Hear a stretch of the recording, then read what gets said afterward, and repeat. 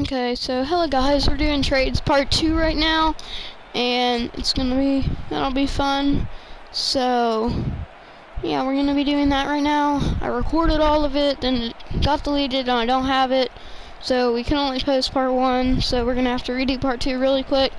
I think I left off on Russell Wilson and all his stuff, so yeah, that's that. So we'll start with Lonnie Johnson. He is the new defensive back for the Chiefs. 3 interceptions, 47. He had 3 interceptions, 47 yards. His longest 32 yards, 128 solo tackles, 44 assists, and 1 tackle for loss.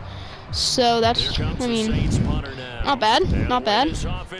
So he was acquired and traded for the Houston Texans in exchange for 2024 conditional 7th-round pick. Don't really know what that means, but whatever. So next up we have big one, wide receiver Davante Adams, acquired and traded with the Green Bay Packers in exchange for 2 first-round picks. In exchange for a 2022 first-round pick, a 2022 second-round pick. Adams is expected to sign a new contract with the Raiders worth $141 million over 5 years. Yeah, 5 years, with an average of $28.25 million per year. That is a lot. So I feel like I got him for so cheap. He's gonna help them a lot. They have Darren Waller now, Henry Raffle, and Davante Adams, Josh Jacobs, Derek Carr. Their defense, yeah, it's an NFL defense. What more can I say? So, and then next up, it's another big one. Chargers receive Khalil Mack. The Bears are receiving a 2022 second-round pick and a 2023 6th-rounder.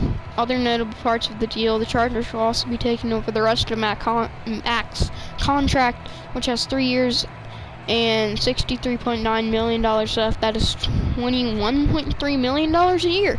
So a lot. I assume that has something to do with the deal, So, yeah, that's probably part of why they traded him, but, obviously, they got picks and stuff. I feel like Chargers got him for pretty cheap. They have Joey Bosa and Khalil Mack now. Both can rush in and play coverage.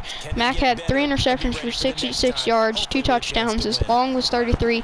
He had 10 fumble recoveries, 76.5 sacks, 352 solo tackles, 115 assist tackles, 103 tackles for loss, 1 safety, and 136 QB hits. That's really, really good stats. One of the best rushing linebackers in the league. Also good at coverage. He's an NFL linebacker. But yeah, he rushes a lot. So yeah, I feel like they're on for so cheap, and they're going to be really good next year, even better than they were this year and last year. So next up we have Eagles wide receiver A.J. Brown was acquired in a trade with the Tennessee Titans in exchange for a 2022 first-rounder, number 18 overall, and a third-rounder, number 101 overall. With the Titans, he had 295 targets, 185 receptions, 2,995 yards. You're not getting the benefits of run after catch. They're tackling him almost on the spot. That means you have to run and he had 24 touchdowns, and he caught 62.7% of passes. He also had 5 rushes for 70 yards and 1 touchdown. He's a really good receiver, and he's young. He's gonna be dominant. Now they have him and Devontae Smith with Jalen Hurts, another young player. Yeah, that's gonna be a pretty good team next year. So, next up, what is it? Let me see.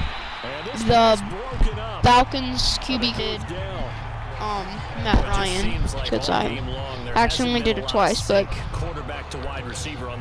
so next up we have offensive guard Shaq Mason. He had 2 fumble recoveries and 1 sack allowed. That's really, really, really good. 1 sack allowed in the whole season. That's good.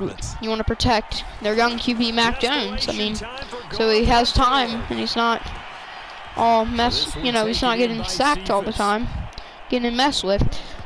So I mean, he was acquired in a trade with the New England Patriots in exchange for a 2022 fifth-round pick.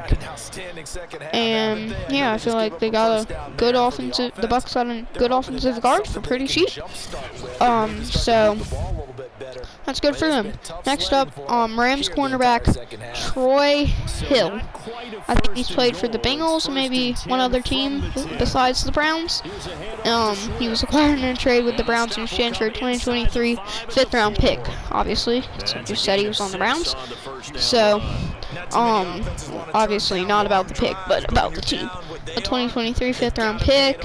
He had 202 solo tackles, pretty good. 61 assist tackles, also really good. 3 sacks, 7 interceptions, 132 yards, and 2 touchdowns. That's good. So, I mean, I feel like they got him for pretty cheap with the 5th-round pick. Next year's draft, obviously this year's draft already passed, so some of those picks that have been traded in all these trades have been used already, but yeah, that's cool. So, I feel like that's a pretty good trade for the Rams. Next up, it is the Titans trade a 6th-round pick to Rams for Robert Woods. I feel like they got him for so cheap again. I feel like so many of these trades are like that. Ooh, that's a moss. So many of these trades are like that.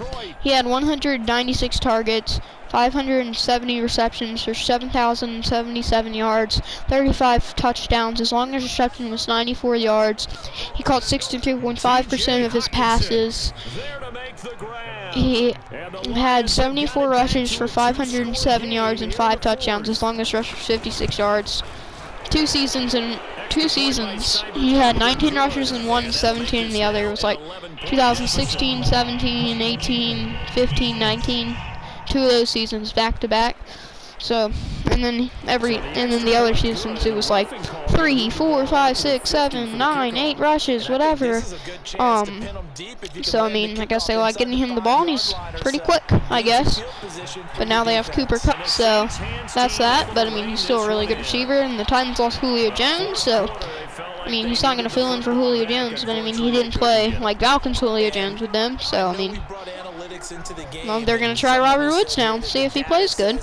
So, later this week and some of next week, or maybe even the next week, or yeah, all of those, besides my careers for NBA, Madden, FIFA, all that stuff. And we're going to talk about NBA trades, probably just the Ben Simmons trade, because I think that's the only big trade.